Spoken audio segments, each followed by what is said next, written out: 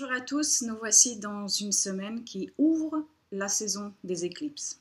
À la fin de la semaine, le vendredi 13 pour être plus précis, nous allons avoir la première nouvelle lune éclipse solaire. Il y en aura une autre le mois prochain. Par contre, la nouvelle lune qui arrive comporte une particularité, c'est que cette nouvelle lune éclipse est la première dans l'axe Cancer-Capricorne, et cela signale qu'un virage est en train de s'opérer dans la trajectoire des nœuds lunaires. C'est-à-dire que le nœud nord se rapproche de plus en plus du signe du Cancer et le nœud sud du Capricorne. Pour les presque 2 années à venir, les éclipses seront donc dans cet axe Cancer-Capricorne et concerneront les maisons de votre thème natal où vous trouvez ces 2 signes. Pour le moment, l'éclipse de cette semaine en Cancer nous donnera peut-être déjà un aperçu des thématiques personnelles et collectives que nous aurons à intégrer, à transformer et à développer pendant les 2 années qui arrivent.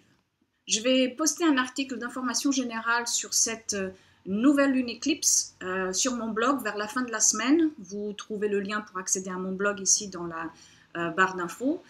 Si vous souhaitez par contre avoir des informations plus détaillées par signe solaire et ascendant, je vous invite à acquérir le projet Quintessence de ce mois de juillet, car vous y trouverez beaucoup d'informations concernant non seulement cette éclipse solaire, mais aussi concernant l'éclipse lunaire de la fin du mois, ainsi que de l'information détaillée par signe sur la rétrogradation de Mars qui sera avec nous tout l'été. Mais pour cette semaine, je souhaitais vous parler du grand triangle de terre qui accompagne donc cette nouvelle lune éclipse. Et si vous avez regardé mes précédentes vidéos, vous avez vu que dernièrement, nous avons eu un grand triangle d'eau avec les planètes Jupiter et Neptune et qui a été activé par le passage de Vénus, Mercure et Soleil dans le signe du Cancer. Maintenant, nous allons avoir une activation d'un autre grand triangle, mais cette fois dans des signes de terre.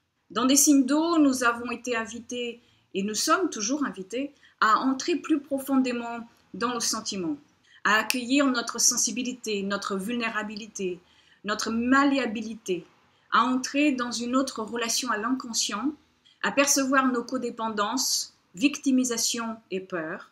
Avec l'élément eau, nous sommes aussi appelés à entrer dans une liaison avec l'indicible, à ouvrir notre cœur à la possibilité de création et à ressentir toutes les émotions, aussi agréables ou désagréables puissent-elles être. Maintenant, avec le grand triangle de terre, nous allons rencontrer d'une part la planète du changement, Uranus en Taureau, et de l'autre, la planète de la structure, Saturne en Capricorne. Donc des planètes qui nous ramènent à la fonction, cette fois, de sensation. Nous sommes appelés à faire un avec la matière, avec la solidité, avec la mesure, avec la patience, mais aussi avec la possibilité d'ancrage. La possibilité de manifestation, de fécondité, de sécurité et de récolte. Avec l'élémentaire, nous sommes aussi éveillés à l'individualisme, à la possessivité, à l'exploitation, à la procrastination, à la morosité et à la perte. C'est un tout. Car la récolte ne pourra pas venir sans la mesure et la patience et la mesure ne pourront pas se développer si nous n'intégrons pas que la vie est cyclique. Ces 2 éléments, eau et terre, ont en commun l'énergie du féminin. De plus, Uranus sera conjoint à l'astéroïde Junon, nous donnant peut-être la possibilité d'un engagement plus libre, tandis que Vénus va rejoindre Cérès, une autre astéroïde, dans le signe de la Vierge. Et cela nous rappelle à la possibilité de devoir trier nos valeurs. Ce grand triangle de terre entre Vénus en Vierge, Uranus en Taureau et Saturne en Capricorne tente de nous ouvrir à la relation avec le corps et par corrélation avec la terre-mère. Surtout avec la nouvelle lune éclipse dans le signe du Cancer. Nous sommes plus que jamais en train d'être éveillés au déséquilibre qui nous entoure et à entrer dans un autre niveau de conscience par rapport à cela. Je veux dire par là, à voir que ce que nous faisons à la Terre, nous le faisons à tout être qui incorpore les mêmes caractéristiques de l'énergie du féminin. Et puis, par corrélation encore, nous le faisons aussi à notre propre féminin. C'est un cercle vicieux auquel il nous faut tout d'abord ouvrir les yeux pour ensuite en sortir. Tout est relié. Ce triangle de terre nous invite à entrer dans la réalité de la sensation, à prendre le temps pour développer une relation ou pour mener à son terme un projet, une réflexion ou toute autre chose. Cette énergie nous donne la possibilité de sortir de la précipitation et de nous ancrer.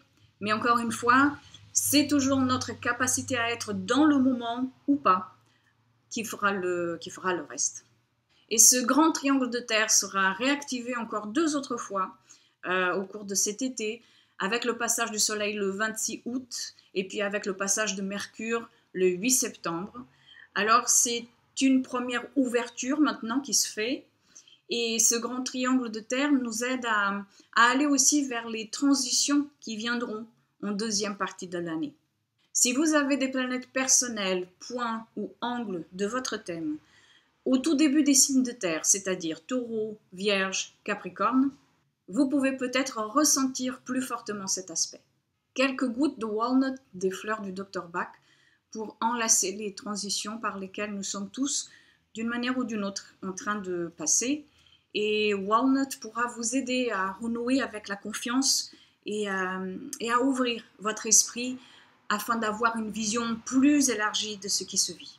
Et puis le projet Quintessence pour le mois de juillet, avec de l'information pour chaque signe sur la rétrogradation de Mars et l'éclipse de juillet, afin de vous accompagner en conscience. Et vous trouverez le lien dans la barre d'infos. Voilà, je vous remercie, je vous souhaite une très belle semaine et une très belle nouvelle lune, et je vous dis à la prochaine. Au revoir.